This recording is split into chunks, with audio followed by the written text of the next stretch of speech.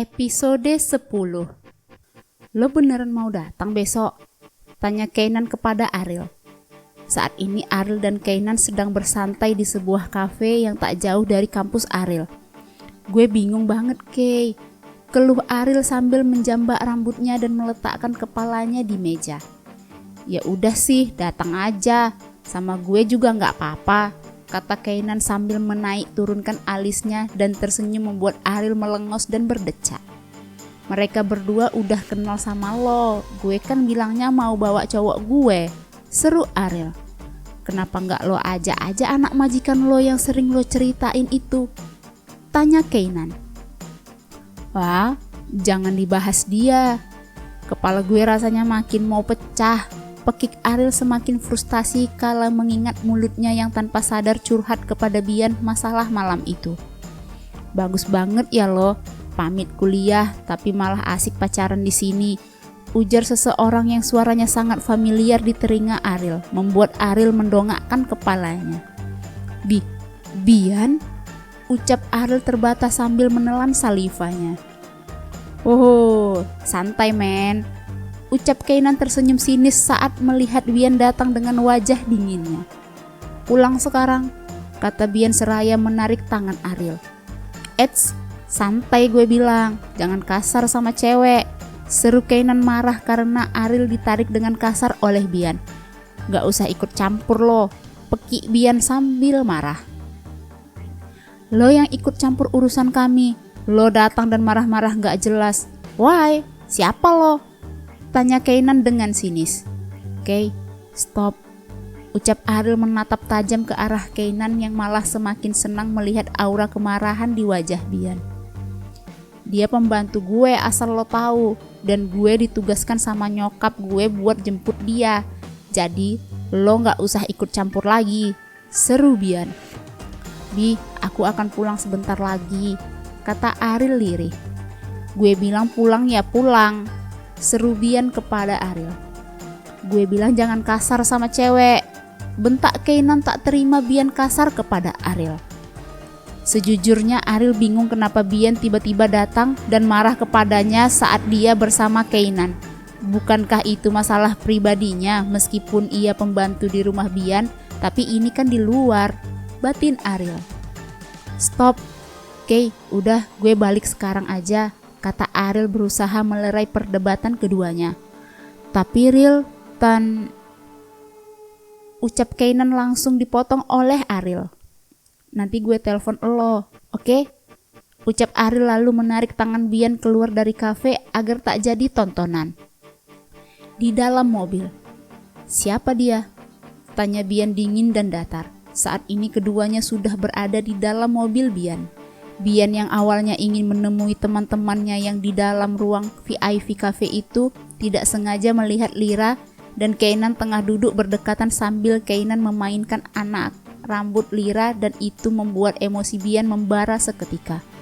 Bukan urusan kamu, jawab Lira ketus sambil membuang muka ke arah jendela. Tin! Bian memukul setir mobilnya hingga tidak sengaja menekan klakson mobilnya, membuat Lira terlonjak kaget dan seketika menoleh ke arah wajah Bian. Fabian, seru Lira terkejut. Gue tanya sekali lagi, siapa dia? Kata Bian menatap tajam mata Lira membuat Lira gugup. Bukan siapa-siapa, jawab Lira sedikit gugup. Lagi kenapa lo? Kepo sih, itu masalah pribadi gue. Jadi siapa dia dan ada hubungan apa gue sama dia, gak ada urusannya sama lo. Seru Lira. Ada, teriak Bian membuat Lira kembali terkejut. Apa hubungan lo, Bi? Lo bukan siapa-siapa gue, jadi gue mau jalan dan berduaan sama siapa bukan Ucapan Lira terpotong kala Bian langsung membungkam bibir Lira dengan bibirnya, membuat Lira membulatkan matanya dengan sempurna. Jadi urusan gue kalau itu menyangkut lo, kata Bian yang sudah menurunkan intonasi suaranya dengan lebih lembut. Lo hanya milik gue, kata Bian seraya mengusap bibir Lira dengan jemarinya, lalu ia menyatukan keningnya dan kening Lira sehingga membuat mata keduanya saling bertatapan. Lira masih terkejut dan bengong mendengarkan ucapan demi ucapan Bian dan merasakan hembusan nafas Bian yang menyapa wajahnya. Siapapun yang deket sama lo harus berurusan sama gue, kata Bian. Lira mengerjapkan matanya berulang kali, lalu ia bertanya, Kenapa? Karena gue sayang sama lo, gue gak mau lo deket sama cowok lain selain gue, kata Bian. Tapi gue cuma pembantu lo, jadi lebih baik lo buang rasa sayang itu, ujar Lira lirih sambil memejamkan matanya. Gue gak peduli siapa lo, dari mana asal lo, bahkan kalau lo itu alien pun gue tetap suka dan sayang sama lo, ujar Bian serius. Lira dapat melihat itu dari sorot mata Bian. Di sini, Bian membawa tangan Lira untuk diletakkan di dadanya. Lo bisa ngerasain betapa dia berdetak sangat cepat saat lo di dekat gue. Terlebih saat gue marah karena cemburu. Gue udah tekan rasa ini sedari lama, tapi semakin gue berusaha, gue malah semakin gak bisa ngebiarin lo deket sama cowok lain. Hati gue sakit, kata Bian lagi. Gue gak tahu lo siapa, dari mana asal lo dan apa motif lo kerja di rumah gue. Padahal gue lihat lo bukanlah dari kalangan kelas bawah. Tapi yang gue tahu lo sukses nyuri hati gue, ujar Bian lalu ia mulai menjauhkan wajahnya dari Lira. Lira terdiam di tempatnya mencoba mencerna setiap ucapan Bian. Lira bisa merasakan bahwa semua ucapan Bian itu tulus, tapi hatinya masih ragu untuk melangkah lebih dekat lagi. Bohong jika Lira juga tidak menyukai Bian, karena sedari awal Lira sudah merasakan getaran itu.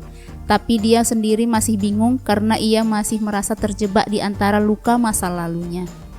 Lo gak perlu jawab ucapan gue, yang penting lo udah tahu perasaan gue dan mulai sekarang gue akan lebih ngawasin lo lagi biar lo gak deket lagi sama cowok lain, kata Bian kembali dingin dan mulai menyalakan mesin mobilnya. Baru Bian mau menjalankan mobilnya, namun suara telepon membuatnya kembali mematikan mesin mobilnya. Halo, jawab Bian. Di mana lo? Katanya lo pengen lihat yang namanya Ariel. Orangnya di kafe sini juga nih, ujar Andre yang menelpon Bian. Sorry men, gue harus cabut, nyokap nyuruh balik sekarang, kata Bian sambil melirik ke arah Lila yang sedang berdecak mendengar alasan Bian tidak jadi menemui para sahabatnya. Ya sayang banget dong lo gak jadi ketemu sama si Ariel, hahaha, kata Andre tertawa melihat wajah Dion di depannya yang sedang merengut kesal. Bagus lo balik aja sana, seru Dion ikut berbicara. Sorry men, besok-besok juga masih bisa kan? Lo bilang dia satu kampus sama kita, jadi sepertinya tugas ibu negara lebih penting, so gue harus cabut, kata Bian terkekeh.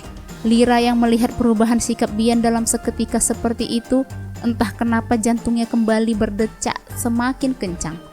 Semua ucapan demi ucapan Bian dan ciuman yang Bian berikan seolah sedang berputar di otaknya bagai video dalam DVD. Ya udahlah, salam ya buat pembantu cantik lo kalau sudah sampai di rumah, kata Andre terkekeh. Gak usah macem-macem lo, seru Bian kesal membuat kedua temannya tertawa.